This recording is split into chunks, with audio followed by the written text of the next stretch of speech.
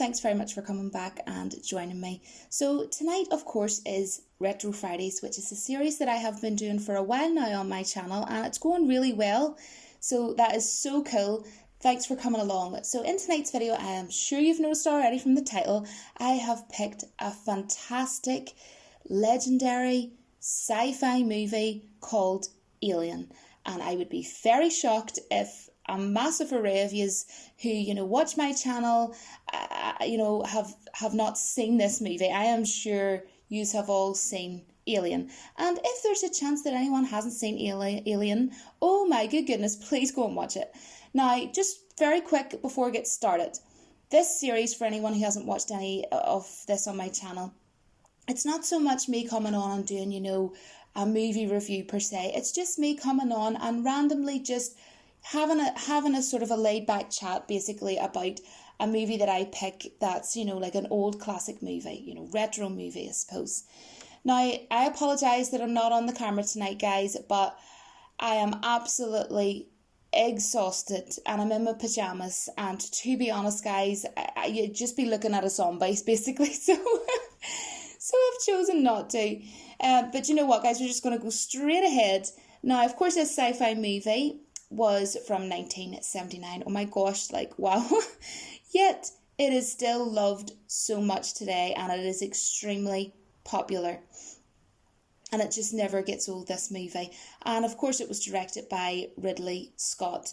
And you know what I love about this movie is that no matter how many times you watch it, you're still going to yourself, just imagine if I was in that situation. What would I do? What would you do? You are quite literally trapped in space. What on earth am I going to do? And what I would like all of you to do is actually let me know obviously you don't know until it's kind of one of them things, you don't know until you're in that situation, but what would you do if you were in that situation? And, of course, in this movie, we had such a strong character and such a loved character. With the lead character, of course, Sigourney Weaver. And of course, she is also in Ghostbusters. And, so I suppose, if there's something strange up in space, who you gonna call? Ripley's who you're gonna call. I know, guys, that was cheesy. If anybody unsubscribes, you know what? I understand. So she was the lead character playing Ripley, and wow. She quite literally was a young woman put into such an extraordinary situation. And apparently, guys, I remember I read ages and ages ago that apparently Sigourney Weaver was only chosen to play Ripley literally just weeks before it was filmed. So that just makes me love her even more, not even joking. I think she is amazing, and she is what a real true female character, strong female character should be portrayed, in my opinion, anyways, right? So people should take note. And one thing I wanted to say was, oh my gosh, this is really retro, and we're on Retro Fridays, so why not? Does anybody ever remember playing the Aliens game on the Commodore 64? It's just so crazy, guys, because I still remember that game on the Commodore 64. I loved Commodore 64. Oh my gosh, I feel so old. I remember I used to sit and play it with my dad. Good times, good times. But what I love about the movie Alien is the fact that they used practical effects, but so well to the point that it added to the mood and it added to the atmosphere of this film. And they used practical effects on the alien, of course, xenomorph. And what's interesting is because of the budget, it didn't actually allow them time for shooting in stop motion. So instead they used a special effects team. They developed a camera that moves slowly on a drive mechanism. And do you know what, guys, I have read so much about this movie over the years because I really do have an interest, of course, in obviously sci-fi movies, love Star Wars, yada yada. But I just find it so interesting for such a well-made movie to actually read into it and learn about it and learn more about how it was all done.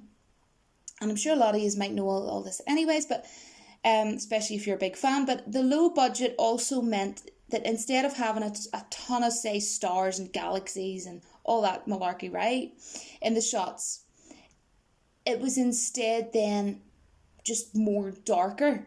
The film was more darker, which I actually feel it worked for this movie, because to me it worked perfectly anyway, because it sort of gave you more of a darker sort of atmosphere and feel to it. And then it also give you the space cruise feeling of isolation, up in space. And the very end scene, of course you will if you've seen the movie, with Ripley and the alien. That truly is freaking well scary, right? Even though I have seen this movie umpteen times, like loads of times, you're still scared. It is still like a shock factor. And not a lot of many movies can actually do that. And like, this movie was done in 1979. I just think this movie's absolutely phenomenal. And I think it's pretty ingenious how they actually shot the scene of Sigourney Weaver and the alien at the end. Because do you know what? It was in such a tight space, confined space. And it really was so like up close and personal, sort of say. And just the way they shot it, I just thought it was absolutely fantastic. And I think the effects in this movie is amazing and fantastic. And other movie companies should honestly be taking a note or two of how to just concentrate on a good story and then let the rest speak for itself. And, one thing I always love about it is just seeing the alien species, which are just so utterly horrific and so freaking scary. And it still is. No matter how many times you watch it, you're going, frig, that's mad looking, that's scary and creepy looking and messed up. Wow, did I just witness that? And to a young child, traumatizing. Traum to the freaking tising. I remember when I was younger, guys, I was so freaked out. I was like, Mummy, no, what is it? Mummy, no. Do you know that clip? Has anyone ever seen it? I think it was made into like a meme. But I love The Fresh Prince of Bel-Air, and Will Smith, from The Fresh Prince of Bel-Air was like, Mama, no. Anyways, love that part. Moving on. Why am I mentioning Will Smith when I'm talking about this? Moving on. When you get to see the face hugger sort of like spring out of the egg, what's so cool is, do you know what they actually used for that, guys? Hopefully this will be interesting for anybody who didn't know this, but they actually used like high pressure air hoses, because I remember reading up about that. And for, the chest buster, right? It was actually moved by a puppeteer. And then they just used like splashes of blood or whatever. Like, I don't know what exactly they used for the blood, but it was like splashes or whatever, right? So I thought that was so like weird, like a puppeteer, how cool. And then finally, the alien, who of course was just a guy in a suit. It was a dude in a suit. Wow, that just blows my mind, with tubes and piping and everything, right? But because it was so dark when shooting, it looked frightening. And, it all just added to the suspense of the movie. And of course the alien just sort of like lying at the end of the movie, guys, that shot I was talking about with Sigourney Weaver, the very end of the film. He was just lying there like, you know what? I'm just going to wait here for you, Ripley, because I can. And just to play fun with you. And he was like, he was playing her. He was just lying there and you're just going, oh, what a bugger. He's just lying there. And you're going, no way. And the ending of the movie, like, she finally had escaped, from Nostromo and into the escape craft. Sorry, guys, I am that exhausted. Sorry. And after she had left, like her little recording log and everything, just that moment when she realizes that the alien is there with her. And to me, it still for me has such a massive impact. No matter how many times you watch it, you just go, oh my, he is still there after all of that, after everything that poor young woman's been through. You gotta be freaking well kidding me. And I love the fact that Ian Holm is in this movie, aka of course Bilbo Baggins from the Lord of the Rings. So when I watch it still, I'm thinking, there's my Bilbo Baggins. But, you know, back then, here's the thing, guys, right? Sigourney Weaver, Ian Holm, and John Hurt, who I freaking well love from Indiana Jones 4. He is absolutely hilarious. Whether you like Indiana Jones 4 or not. Hilarious. Right, all those actors, right, etc., were on board for the cast for this movie. But if you think back then, everybody was quite literally most likely thinking, do you know what, gosh, these are like big Hollywood names, you know, like Ian Holm and John Hurt. So the fact that Sigourney Weaver survived, you know, right up until the very end of the entire movie, everybody was just like, whoa, that's a twist. That's a shock factor there. You know, I wasn't expecting that to happen. And that's what makes a good movie. And she was such a strong character. And any movies that are wanting to make note on how to have a strong female character, just watch Alien. And maybe watch it several times. And then go to yourself, yeah, that character is still loved today. So maybe I should kind of start doing that instead of, you know, trying to put in all other sort of nonsense instead. And you all know what I mean by that, guys, anyways.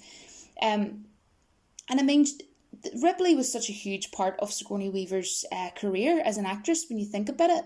You know, could you imagine in her CV after that and how well, even still, that movie done? You know, people were like, oh, right, that's that actress. Do you mean, like, she's hardly not going to not get a job when you see that on her CV. And one quick thing I do want to really quickly just randomly add in here is, I don't know about anybody else, but I didn't really overly like Alien 3. I just wasn't fussed on it. I did find it a wee bit boring. There wasn't really much to it. I mean, don't get me wrong, guys. Ripley's in it, so of course, still love it, right? But just that movie in general, it was a wee bit boring, I'm not going to lie.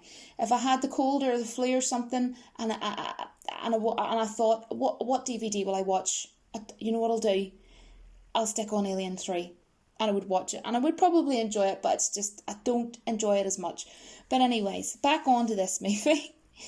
Another shock factor for me was, you know, actually finding out Ian Holm, who played Ash, was an android, and I'm sure that was a massive shock factor for most people. I'm sure a lot of you would agree, you know, especially seeing the movie for the first time as well. You're just like, whoa, okay, that happened.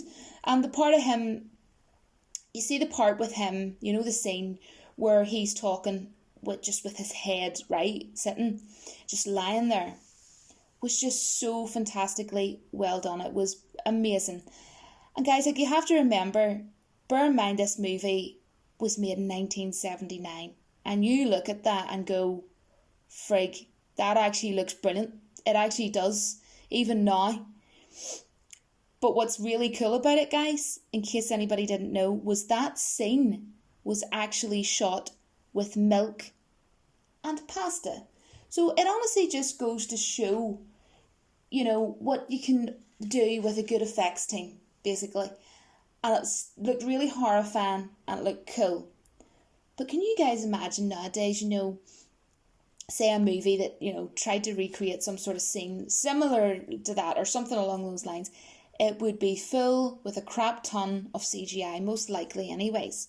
Which is why I would utterly hate and despise to see or witness a remake of this film. But apparently Ridley Scott is rebooting it, which personally, if you just want to know my 2 cents on it, is heck to freaking well no, would be my opinion. I don't think it's a good idea. I personally, heart and heart, I think it is a really, really bad idea. But you can let me know, of course, all your thoughts. I would love to hear from you. What do you think about that idea? And I think Mr. H Reviews might have done a video about that, actually. Yes, I'm pretty sure he did. I would have to go back and check, but I think he spoke all about it as well, and his thoughts and opinions on it, because I do watch him on YouTube anyways, guys. But there's a scene that I really liked, which was when the xenomorph killed Brett, and the xenomorph was just hanging literally on a chain, guys, looking down on him. And I just thought that was such a fantastic shot. I really, really love that. That's probably one of my favourite scenes, which I don't know if you'll be surprised about, because, you know, it was sort of a very short glimpse of that, what I'm talking about, the part where he's hanging from the chain. But it was just so dark and mysterious. It's like, oh, that bugger's just hanging there. What is he like? You know, it's kind of like, it's funny, but it's also creepy. And you're just like, he's just like hanging there, staring down on him. That is freaky as hell. I don't know. I love that scene anyway. But for me, this movie, it still hasn't aged for me. I don't know about anybody else. Yes, okay, there's parts of it, and you look at the CGI and you go, oh gosh, that wee bit there wasn't too good, or so, you know, just one or two wee parts maybe maybe near the end and things like that. But I mean, it was done in 1979. You know what I mean? The film, it really is such a fantastic sci-fi movie. It really is a legendary film. It really, really is. And, you know, I wouldn't even just so much say in sci-fi. I would just, like, I know it's a sci-fi movie, but forget that for a second. Just in general, as an overall movie, it's fantastic. It has a great story. It has great cast. And the cinematography was fantastic. It really, really was. And you know what? I'm actually the kind of person that when I know how much work and effort has been into a show, you know, be it a show, be it a movie, be it a game, be it art, be it someone painting something on a canvas. See, when I know there's been just so much work and craftsmanship has went into something, it actually makes me, when I read about it and learn about it, it makes me really appreciate something and respect it even more than what I already did, if that makes any sense. And you know what? Alien was set in such a way that, for me, it was probably mainly how it was shot. Like, I mean, it's almost like it's entrapment. And no matter how many times I've watched this film, I still feel in suspense. And that's not easy to capture. It really, really isn't, guys, in my opinion. Which is why I just love it. I think it's why I love it so much, honestly, is mainly how they shot it. They really just done it, and they've done it right. And something that I also think is really cool is that I know I was talking earlier about the facehugger, but back to that, for the facehugger scene, I think this is so interesting, so I thought I would share it with you. Oysters, yes, oysters that you eat, right, were stuffed into a mould. And when the baby alien exploded from John Hurt's chest, the reaction on Cartwright's face was actually his real, like, live reaction. Because the actors hadn't even been told, you know, what was about to happen on that scene when it was recorded on that day for the film. And also, there was a layer of smoke that was blown through the whole entire set for this film when they were shooting it. But it would have been too thin to be able to see. But, you know, of course it was enough to give what I would say, the best way to describe this film is, like, it really was dark and gritty. And I really, really like that. And I think that's why I'm going to really love Joker with Joaquin Phoenix, because, you know, it looks dark, it looks gritty, it looks awesome, you know what I mean? I love those vibes. And, you know, I always watch this movie. Let me know what sort of time of year you watch this movie. You know, maybe you're a type of person that loves it that much that you could literally watch it any time of the year. But for me personally, as much as I love it, I always watch it mainly around the month of September. Wouldn't leave it any later than about the first couple of days in October. So it's normally the month of September. And I actually watched it 2 nights ago. And I watched it on my Blu-ray DVD. And wow, like, it's just amazing on Blu-ray. Absolutely phenomenal. But, you know, one thing I will say is just a little small thing, is I always have to turn my light on really bright. I had to turn it, like, up really bright last night, because towards the end, you know, the way it's, like, very flashy and very bright, it's just kind of a bit easier on my eye to kind of, like, turn my light up really bright. It's not really something I can watch in the complete and utter darkness. But yeah, that's it for me, guys. I'm really sorry, guys. I'm almost falling asleep at this point. I apologise. But I really, really wanted to get this up because I enjoy doing this week after week, and I cannot wait till next week. And I promise you 100%, I will be on camera next Friday, and I will always be on camera for my Retro Fridays. It's just this evening, honestly, guys, I'm in my pyjamas. I feel like I wouldn't prefer to use, because you would just be sitting looking at me like a freaking zombie. but I apologise. There was something else I want to say to you is hopefully tomorrow I will get my Joker, or sorry, not Joker, sorry, what am I talking about? It's not even out yet. Okay, Julie, you're really good at this YouTube thing. I will hopefully have my It Chapter 2 non-spoiler, so if you haven't seen it, don't worry about it. I'm not going to ruin it for you. Why would a non-spoiler movie review? Because one of the reasons I'm kind of exhausted is because I went up today to see that movie and it was on for under 3 hours. So by the time all that happened, trains, yada yada, it's been a long day, guys, not gonna lie. But you know what? I can't wait to come on and do my review tomorrow. And yeah, you'll get to see my review tomorrow. I won't really get into it right now. But thank you so much for coming and joining me for another episode of my Retro Fridays. And I can't wait until next week. So apart from that, guys, thanks again for all the beautiful, kind words of support. Yous all honestly make me smile so much. And I can never say in words how thankful I am. So until my next video, and I hope you're all looking forward to next week, Retro Friday. Don't forget that the Force will be with you always. Bye, guys.